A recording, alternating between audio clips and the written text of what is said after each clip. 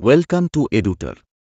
নমস্কার দর্শক বন্ধুরা, আশা করি সকলে ভালো আছেন। সংবাদপত্রে প্রকাশিত একটি খবর আপনাদের সামনে তুলে ধরছি। পড়ুয়াদের ধরে রাখাই মস্ত চ্যালেঞ্জ স্কুল শিক্ষায়। যেসব ছাত্রছাত্রী স্কুলে ভর্তি হচ্ছে তাদের ধরে রাখাই দেশে স্কুল শিক্ষায় সবচেয়ে বড় চ্যালেঞ্জ বলে উঠে এলো আর্থিক সমীক্ষাতেও। প্রাক প্রাথমিক ও প্রাথমিকে বিপুল সংখ্যক ছাত্রছাত্রী ভর্তি হলেও উচ্চ প্রাথমিক, মাধ্যমিক এবং উচ্চ মাধ্যমিকে তাদের বড় অংশই আর স্কুলে থাকছে না বলে রিপোর্টে প্রকাশ। কেন্দ্রীয় অর্থমন্ত্রী নির্মলা সীতারমণ শুক্রবার সংসদে 2024-25 অর্থবর্ষের যে আর্থিক সমীক্ষা রিপোর্ট পেশ করেছেন তাতে বলা হয়েছে প্রাথমিক থেকে উচ্চ মাধ্যমিক স্তর পর্যন্ত বিভিন্ন শ্রেণীতে পড়ুয়াদের শ্রেণীক্ষে ধরে রাখার হার বজায় রাখাই স্কুল শিক্ষার আসল চ্যালেঞ্জ।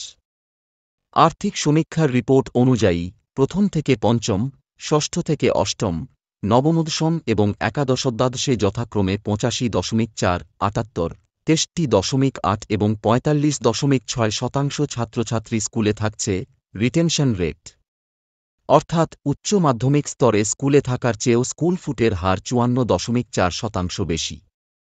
নয়া জাতীয় শিক্ষানীতিতে 2020 সালে টার্গেট নেওয়া হয়েছিল 2030-এর মধ্যে গোটা দেশে সম্ভাব্য 100% পড়ুয়ার নথিভুক্তি, গ্রোস এনরোলমেন্ট রেশিও, নিশ্চিত করা হবে।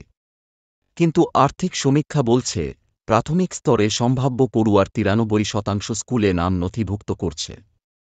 মাধ্যমিক স্তরে তা কমে 77% ও উচ্চ মাধ্যমিকে আরও কমে 66.2% হচ্ছে। আর্থিক সমীক্ষায় বলা হয়েছে এই প্রবণতা খুবই উদ্বেগের।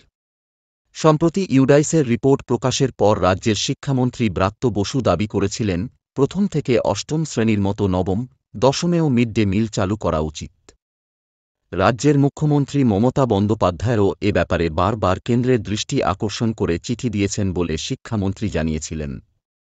তবে কাজের কাজ কিছু হয়নি। উচ্চ মাধ্যমিক শিক্ষা সংসদের প্রাক্তন সচিব দেবাশিস সরকারের বক্তব্য, মূলত দুটি কারণে এই পরিস্থিতি।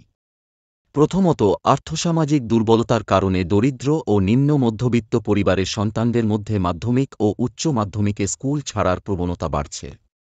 দ্বিতীয়ত, সরকারি ও সাহায্যপ্রাপ্ত স্কুলের বেহাল পরিকাঠামো। পড়ুয়া অনুপাতে পর্যাপ্ত বিষয়ভিত্তিক শিক্ষক নিয়োগ হচ্ছে না। ফলে সরকারি স্কুলে অভিভাবক ও পড়ুয়াদের আস্থা কমছে। বদলে অনেকেই বেসরকারি স্কুলে ভর্তি হচ্ছে। রাজ্য সিলেবাস কমিটির প্রাক্তন চেয়ারপারসন অভিক মজুমদার বলেন, নবম-দশমে মিড ডে মিল চালুর পাশাপাশি ফিও মকুব করা উচিত।